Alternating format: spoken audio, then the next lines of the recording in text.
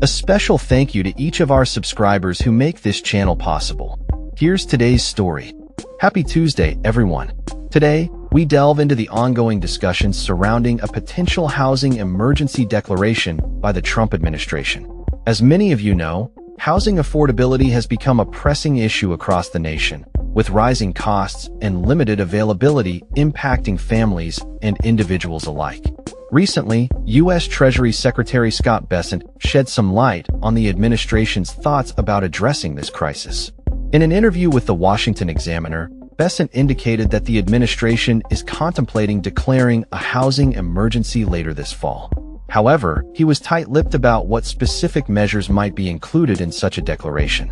The idea is to standardize local building and zoning codes while still respecting the autonomy of local governments.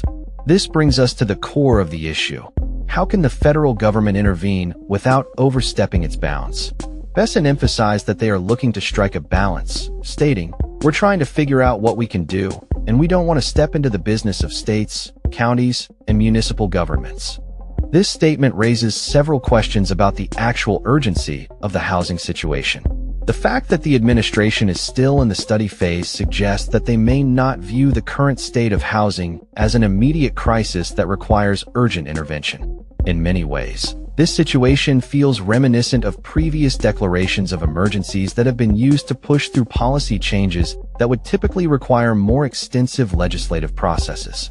The potential declaration of a housing emergency could serve as a mechanism for the administration to bypass traditional channels and impose changes that would otherwise face significant hurdles. But what might these changes look like? If the administration decides to standardize zoning codes, one possible approach could involve freezing federal grants to localities that exhibit high housing costs, low production rates, and overly restrictive land use regulations. This tactic, dubbed the Yimby Doge move, could incentivize local governments to adopt more favorable housing policies in order to secure funding.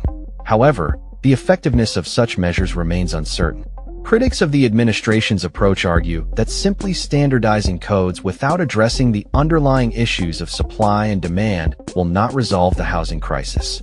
For many, the focus should be on increasing housing production, removing barriers to entry for developers, and ensuring that affordable housing options are available to those in need. As we await more concrete information on the administration's plans, it's essential to consider the implications of a housing emergency declaration.